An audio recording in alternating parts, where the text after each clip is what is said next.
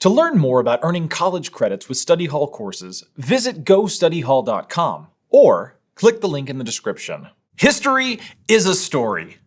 But then again, you probably already knew that. It's a motto touted by history teachers across the globe, and one that we here at Study Hall buy into as well. But the thing about stories is, well, they're written by someone, and that someone always has a point of view. The story of history is not the same thing as the past. And these people telling the story have huge power, not just over what to include, but how to include it.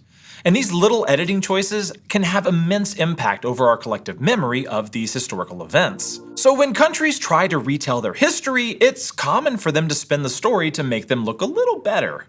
It's like when you're recounting an argument you've had with a friend and you conveniently leave out the inflammatory comments you made about their haircut so that you can look a little better in hindsight.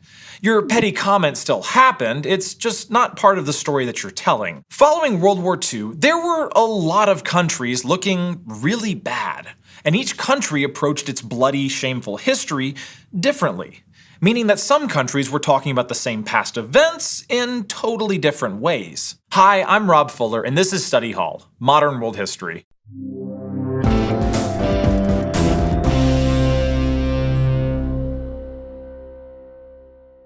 A quick warning. In this episode, we'll be dealing with topics of physical and sexual abuse. Let's get philosophical here. History and memory are two different ways to reflect on the past. History is the study of the past where historians research sources, examine and interpret events, and try to create as close to an objective understanding of what actually happened as they can, or at least in theory. Memories, though, they're a little different. To start, memories are more subjective. That's not to say that memories aren't also built on facts, but they lean more on our emotional and personal perspective. Like, for example, I thought that my family's trip to the Grand Canyon was life-changing, but my sister only remembers the hotel pool. In this messy, real world, it's only too easy for memory and history to bleed into one another. It's easier than you'd think for subjective memories to sneak into objective history. In fact, is objective history even possible? Will we ever truly know the past? Have I spent the last 26 episodes spouting Study Hall's historical agenda? What have y'all gotten me into? All this gets even more complicated because sometimes when we're dealing with contested history, we have no choice but to depend on the memories of eyewitnesses.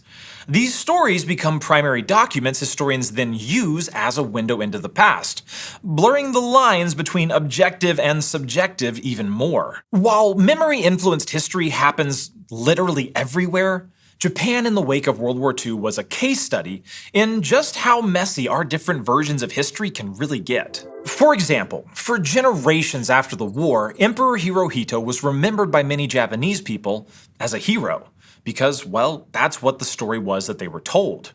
But people elsewhere knew him as a war criminal responsible for the torture and death of Chinese and Korean civilians. Even beyond Emperor Hirohito, the way World War II is remembered and retold in Japan is very different from how it is remembered in places like South Korea, leading to tensions that still exist today. Now, a bit of context here. While we are focusing on Japan's contested history today, it is important to remember that this issue is not at all unique. Many governments brush the messier bits of their past under the rug, like the erasure of Japanese internment camps in the US and Canada during the same period, the omission of the 1921 Tulsa Race Massacre from school books, the lack of discussion of Europe's racism towards the Roma, or the glossing over of really anything the US did to indigenous Americans ever. But in the wake of World War II, Japan took things to a different level, bypassing quiet erasure and upping the ante to outright vocal denial of parts of the past, like the forced sexual slavery of Korean comfort women like Kim Hak-soon and Kim Bok-dong. Kim Bok-dong grew up 25 kilometers north of Busan in what is today South Korea. In 1941, when she was just 14, the Japanese military enslaved and repeatedly raped her at what were known as comfort stations, first in occupied China and later all across the Japanese Empire in Singapore, Malaysia, Hong Kong, and Indonesia, until the war ended 4 years later. These comfort stations were brothels for the Japanese military, where women like Kim Bok-dong were forced to service as many as 50 men a day. The euphemism comfort women was a crucial tactic used by the Japanese to veil the atrocities that were going on from the public. Researchers have estimated that hundreds of thousands of women from Korea, China, and other occupied countries served as comfort women. But due to limited record keeping and years of historical suppression, it's impossible for us to really know. In fact, the past of comfort women was pretty much entirely left out of history for generations. No country wants to remember their military as systematic sexual enslavers. In fact, this history was not publicly discussed until Kim Hak-soon spoke out about her experiences on Korean television in 1991. 50 years after the fact. Other women began to share their experiences too, and that same year a group of survivors organized to file a lawsuit against Japan. Former comfort women were also starting to organize protests to raise awareness and demand an apology from the Japanese government. This apology, when it finally came, was known as the Kono Statement.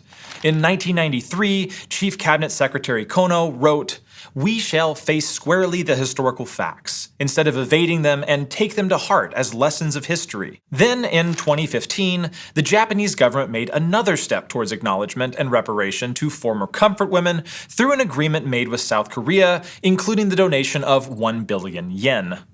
But many people, including former comfort women themselves, believed this agreement did not take things far enough because it prioritized financial reparations over any true acknowledgement of what harm had been done. Many Korean politicians agreed, and President Moon Jae-in even ran on a platform critical of the agreement. After taking office in 2017, his administration established a special task force to review and question the documents. Despite all of this, there are still some Japanese citizens, historians, and politicians who argue that comfort women never existed or were consensual licensed prostitutes who knew exactly what they were doing and happily turning a profit along the way. But thanks to the actions of Kim Hak-soon and her fellow activists, the number of deniers is dwindling. By speaking out, she contributed to a rewriting of history to more accurately reflect the reality of the past. But the horrors of the comfort women weren't the only unsavory action, read war crime, the Japanese committed and then brushed under the rug.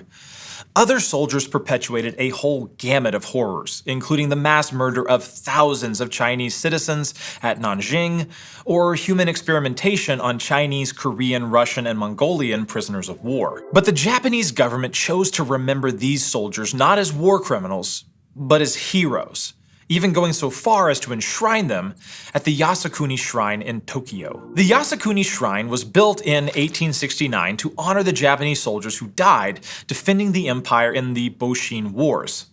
Over the years, soldiers from other wars, including World War II, were added to the shrine, which is believed to house the souls of the dead. Through their enshrinement in this sacred monument, as well as a series of laws and policies passed by the government, Japan did their best to cast these war criminals as honorable soldiers bravely serving their country, dismissing their role in horrific acts of abuse and murder. On the same property as the Yasukuni Shrine is the Yushukan War Museum, which contains exhibits about military weapons and soldiers' experiences.